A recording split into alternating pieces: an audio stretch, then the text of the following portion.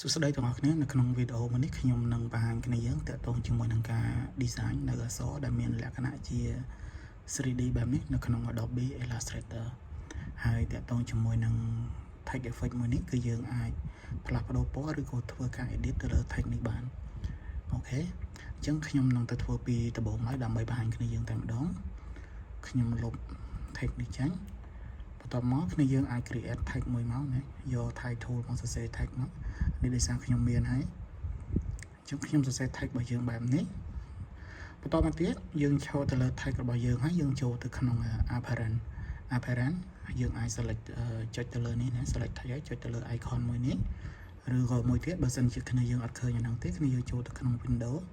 ហើយស្វែងរកពាក្យថា apparent ណាឬក៏ shortcut វានេះណា shift F6 បាទយើងចូលទៅលើ text របស់យើងចូលមកក្នុង apparent យើងមើលមកខាងក្រោមកន្លែងនេះមាន stroke ហើយនិង fill អញ្ចឹងខ្ញុំ add stroke ចូលណា add stroke ចូលអញ្ចឹង stroke របស់យើងខ្ញុំដាក់ពណ៌សហើយខ្ញុំដាក់ទំហំវា2ហើយតើតើជាមួយ fill យើងអាចដាក់ code color របស់យើងមកដាក់ពណ៌របស់វាណា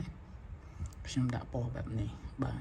អញ្ចឹងខ្ញុំចូលទៅលើ layer stroke របស់យើងវិញហើយខ្ញុំចុចមកខាងក្រោមកន្លែង fx នេះដើម្បី apply នៅ effect អញ្ចឹងខ្ញុំចុច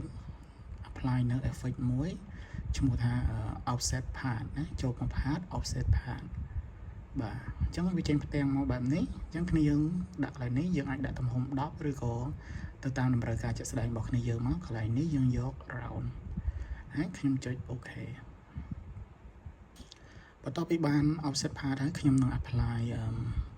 effect មួយទៀតទៅលើ stroke របស់យើង distort and transform ហើយខ្ញុំរើសយកពាក្យ transform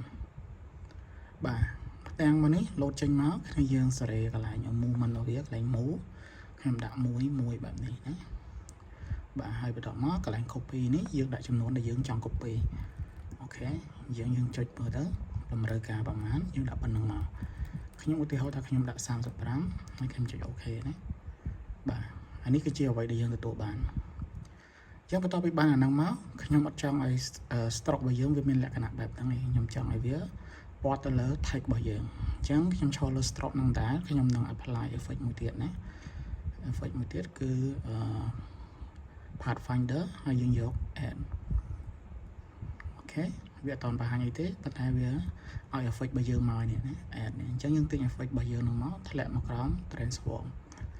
add របស់យើងបាទនេះអ្វីដែលយើងទទួលបានហើយអ្វីដែលយើងទទួលបាននៅ fill នៅក្នុង stroke នេះគឺវាលក្ខណៈជាtransparency ណាបានន័យថាវាអាចឆ្លុះទៅដល់ background ខាងក្រោយនៅពេលដែលយើង apply add នេះចូលអញ្ចឹងដូចដល់គ្នាយើងឃើញអញ្ចឹងនៅពេលដែលយើងអូសទៅ text ឬក៏ object ណានៅពីក្រោយអក្សរហ្នឹងយើងនឹងមើលឃើញវាឆ្លុះទៅក្រោយណាបាទ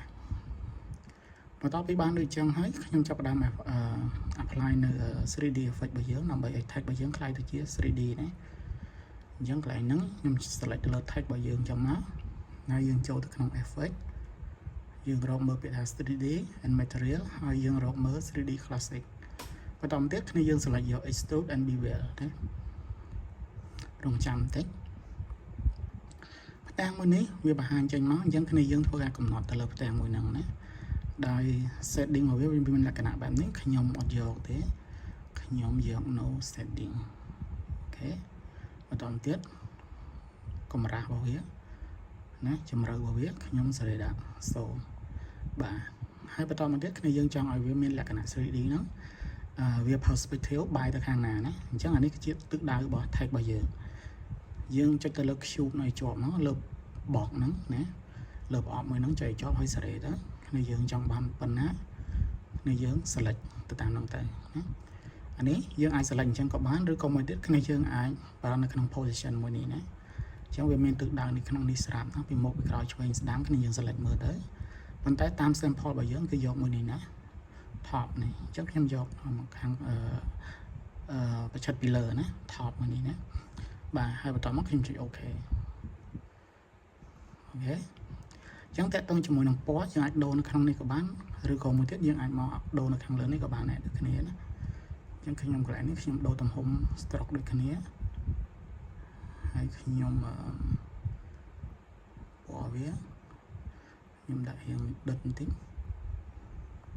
បាទ lại này khi nhom nằm từ cái khi nhom cái cầm ra về này khi nhom cho từ lơ stroke bao nhiêu hay khi nhom chơi lại transform này tao nó khi nhom ai tụm lẹ với tròn tính ok phần này sát đọc bằng mũi rồi có đọc bằng bảy rồi có cái này cho bằng cách cái đặt tràn cho năng tới hai cái lại chỉ mỗi năng horizontal rồi có vertical cái này ai là bắt đầu mới bạn đấy bà ok chẳng hiểm do đồng bảy nó hiểm chạy ok bà chẳng mà tao bị bàn chẳng ấy cái em trong apply sầm máu nạn được crown fill bao giờ tí nè set đố chẳng cái này dân ai select lượt type bao giờ nó máu nè cho một cái fill này hãy dân apply stylize nè stylize nó máu hãy dốt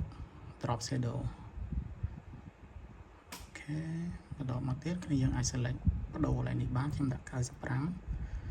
hai chim chạy ok vì toàn bên này phải pro cái này dân ai mờ lơ cái lại ní nè nhưng chạy một hàng cào máu này effect bao giờ dân tin shadow nó đặt một cào extrude bạn này và chẳng dân zoom mơ chuyện máu chạy áo hay scroll up scroll down làm bay preview này cái chia small để dân tụi bạn okខ្ញុំចង់បានប៉ុណ្ណឹងហើយខ្ញុំបរិយាធំតិចណាអូខេអញ្ចឹងតើតងជាមួយការកែអក្សរកែអីគ្នាយើងអាច double click ទៅលើហ្នឹងទៅ double click ចូលលើហ្នឹងហើយគ្នាយើងអាចសរសេរនៅពាក្យពេចន៍ដែលគ្នាយើងចង់សរសេរអញ្ចឹងមកបាទហើយតើតងជាមួយនឹង color យើងអាចកែនៅក្នុងនេះក៏បានឬក៏កែនៅក្នុង apparent នេះក៏បានដែរអូខេអានេះគឺជាការ create នៅ text ដែលមានលក្ខណៈជា 3D ហើយយើងអាច edit ទៅលើ text ហ្នឹងបានអញ្ចឹងនៅក្នុងវីដេអូរបស់យើងនៅក្នុងថ្ងៃនេះមានប៉ុណ្ណឹងយើងនឹងជួបគ្នានៅក្នុងវីដេអូបន្តទៀត